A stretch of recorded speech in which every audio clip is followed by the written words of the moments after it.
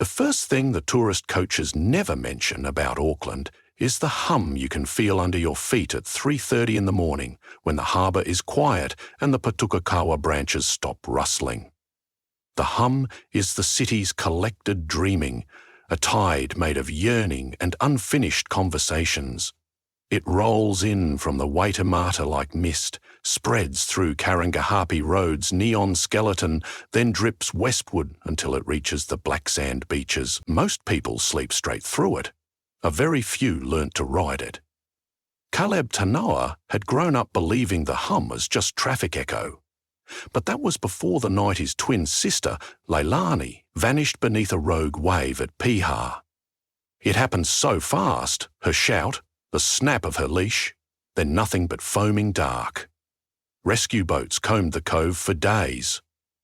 Caleb stood watch, eyes raw, until some volunteer tucked a reflective blanket around his shoulders and told him to go home. He went, but the ocean kept speaking inside him. He heard Leilani's laughter each time the breakers folded. He heard her panic when they receded. For a month, he couldn't sleep longer than 10 minutes. Then, on the 33rd night, he counted. He heard the hum and understood it wasn't the motorway at all. Someone told him about Aroa Matai, the Tahunga shaper who lived in the bush behind Bethel's beach. Nobody knew her age. She walked with a nickel-capped staff made from kauri heartwood and spoke as though every syllable cost a drop of blood. Her specialty was boards carved from swamp kauri logs that had soaked underground for 30,000 years. Wood the colour of dusk. They didn't float on water, people whispered. They floated on dreams. Only grief could pay for one. Caleb biked out to her shack, bracing for mystic riddles and candle smoke. Instead, Aroha handed him a hatchet. "Chop kindling," she said. "You'll learn faster with splinters in your thumbs." He chopped. When rain hissed through the canopy, they split planks. Days bled into weeks. He slept in an unheated corner beside finished boards whose rails glimmered gold even in moonless dark. Sometimes, while he drifted toward sleep, he could swear they whispered, not in words, but in the fizz of rising champagne, a promise of lift. Finally, Aroa whistled him over to a slab bigger than a dinner table. "Last of the log," she said.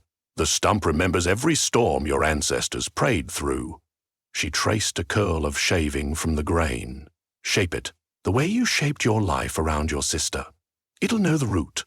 So Caleb shaped. His plan was simple in outline and impossible in ethics. He would paddle the board across the currents of other people's nightmares, follow the undertow of collective fear, and find whatever shore Leilani's spirit had washed upon.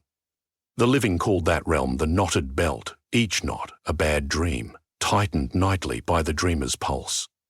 Untie enough knots, the stories said, and you reached the wide wake, home of those lost between breaths. To enter someone else's nightmare, a surfer needed permission, or at least proximity. Caleb started with children in the oncology ward at Starship Hospital, where he volunteered. Kids trusted easy. They would clasp his hand, giggle at the sight of a surfboard parked beside a bed, and fall asleep while he told them how wind made lines on water. As soon as their breathing slowed, he placed the nose of the board against the sheet, swung astride, and pushed off. The first dream belonged to a 6-year-old named Max, who feared Taniwha under the viaduct. Caleb found himself streaking down Simmons Street on a river that wasn't a river. A snaking ribbon of fluorescent orange cord that slapped and coiled. Max, shrunk to the size of a button, clung to Caleb's back. Every street lamp bent like a drowsy giraffe. Somewhere ahead, the Taniwha's teeth clicked like pool balls. Irrational as it felt, Caleb grinned. Everything responded to weight distribution the way water did. Lean forward, accelerate. Dig the rail, cut left. Pop the nose, clear curbstone and terror both. By the time they plunged beneath the viaduct, the river had dwindled to a harmless garden hose, and the Taniwha stood revealed as a row of traffic cones blinking confused red eyes. Max's thin hand made a fish flop hanging 10 over the board's lip. "Is it dead?" "Nah," Caleb said, catching his own surprise at how calm he sounded. "Just lonely." They left the cones rearranged into a goofy smile. When he woke in the hospital chair, Max was asleep so deeply the monitor barely nudged. He untied 9 more knots that month, a veteran haunted by helicopter rotors, a baker terrified of ovens glowing open throats, a gambler who dreamed blank dice forever refusing to land. With each nightmare banished, Caleb expected to spot Leilani somewhere in the slackened ropes. Her dark hair, maybe, slipping around a corner. He saw nothing but his own desperation reflected in every polished floor. After one especially useless session, he found a rower on the shack's porch, staring west. "The board is tuned," she said without looking at him. "The rider is not." "What am I missing?" he asked, voice frayed. "I've cleared paths. I've smoothed currents. You're damming the river." She tapped the board's deck. "Dreams aren't wounds you can stitch shut. They're mouths. You keep silencing them, you'll never hear the answer." Frustration bit him hard. People want their nightmares gone. They want what eases pain. Sometimes that's screaming. She inhaled the salt-sweet air. Find someone who refuses to be rescued. Ride that. Caleb wandered Auckland that evening, board under arm, watching faces. Office towers poured tired commuters onto Queen Street, but none looked stubborn enough. On the Devonport ferry, he met Harjit Kapoor, a financial broker whose bespoke suit smelled of rumpled nights. The man rubbed at invisible grit in his eyes. Caleb felt the hum tighten. He sat and asked, "Bad sleep?" Harjit snorted. "I dream the stock exchange is a cliff. I climb, I fall, I wait." He looked at Caleb's board. "New kind of therapy?" "First session's free," Caleb said. "Ferry ride's nearly over." A grin slid sideways across Harjit's face. Acceptance? Or just exhaustion? They shook hands as Rangitoto's cone drifted past the windows, and both dozed off while the ferry bell clanged. Instantly, Caleb was rope climbing a skyscraper made of black calculators. Harjit dangled beside him, tie whipping like a flag. Above, the roof fractured into pixel dust whenever they neared it, reforming higher. Below lay a pit of ringing phones. Harjit's eyes glittered with feral stubbornness. "You can't save me!" he snapped, jawline twitching. "You don't even know where the floor is!" Caleb realized he might have found his refuser. "Then show me," he said. They leapt, boards slicing air.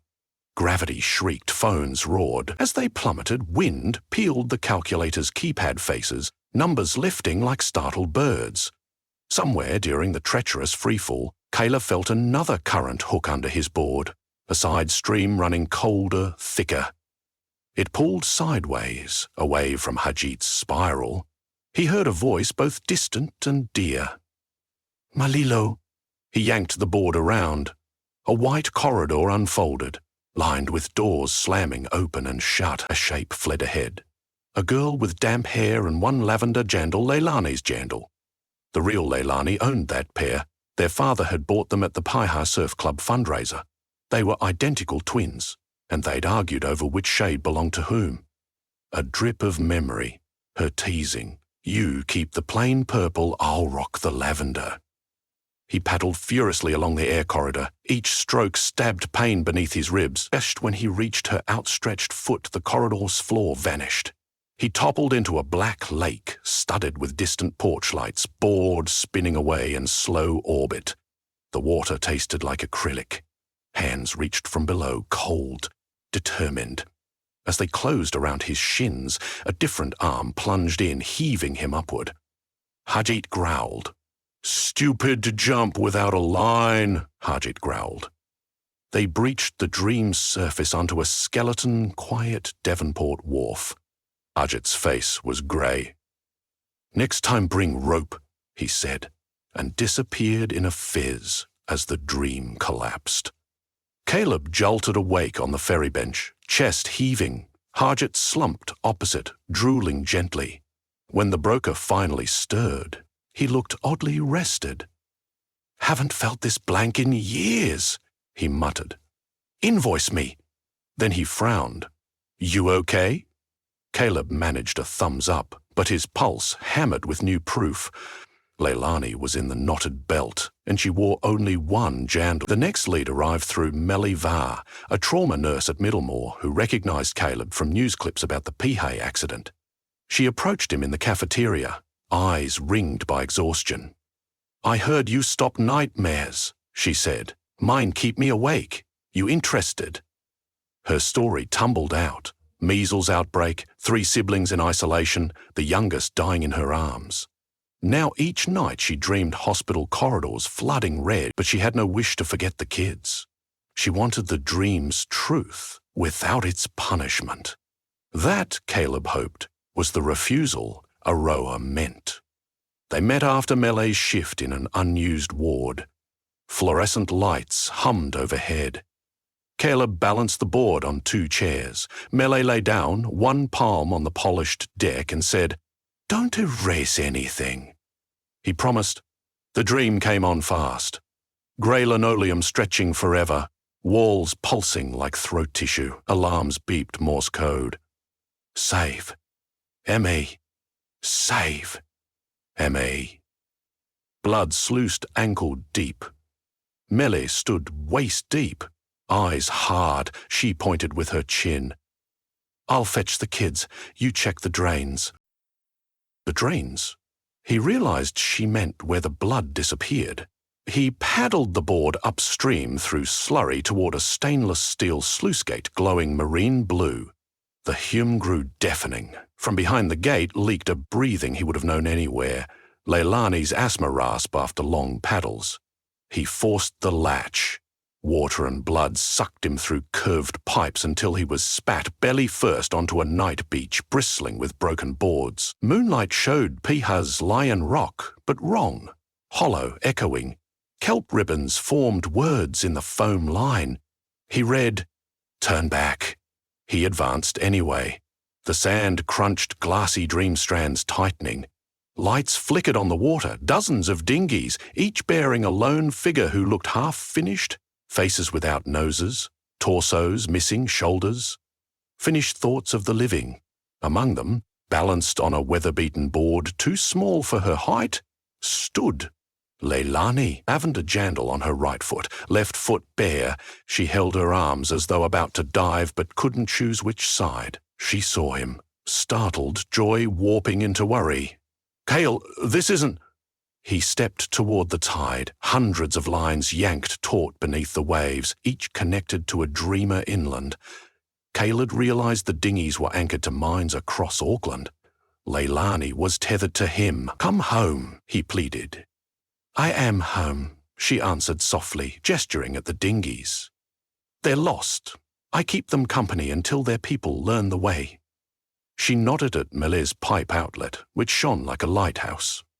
"You opened another door. She'll find it when ready." He tasted salt that might not be seawater. "I open doors because I can't stand mine being closed." Leilani's smile was both sisterly and stern. "You're locking yourself out every night, Cale. That's why you can't hear the ocean anymore." He argued about emptiness, about their half-shared heart, but she shook her head. "You grieving me is the only thing that keeps me stranded. Let go, and the tide turns." She raised her bare left foot, revealing a second lavender jandal jammed under the heel. "I kept your pair. They pinch." A sob cut him. He offered his own foot. She knelt and slipped the jandal on. The instant strap snapped over his instep. The beach lurched sideways. Boards dissolved into mist. The tether around Leilani's ankle loosened and rose, a thread catching the moon. She floated backward, waving. "See you on Dawn Patrol," she called. Caleb screamed no, but wind stuffed the word down his throat. Vision widened, roared, then became silence. He woke on the ward floor. Melee crouched beside him, soaked but smiling through tears. "The flood's gone," she whispered. "I still remember every second, but it's just water now. Across the city, Caleb felt knots unfurl. Dozens. Perhaps 100 water and drain pipes finding proper pitch. The sacred board lay against the wall. Rails dull, work complete. Its surface smelled of fresh-cut timber. It had aged back to youth. He returned it to Aroha at Bethel's on a Sunday streaked with long golden cloud. She ran a palm over the deck, nodded. "It's light again," she said. "So am I," Caleb answered, surprised to hear it true. He'd slept an unbroken 8 hours. Aroa rested the board against her porch. Dreamwood never retires, only waits. When someone else hums themselves awake at 3:30, bring them. Caleb thanked her, but didn't look back as he walked toward the trail. He carried no board, no burden beyond a pair of lavender jandals swinging from his fingertips. The next sunrise, he paddled an ordinary poxy stick at Paiha. The waves were friendly, 3-foot sets peeling clean. As he took off on the first face, he heard the city's subterranean hum lift behind the breakers. This time, it sounded like laughter, rushing to meet the shore.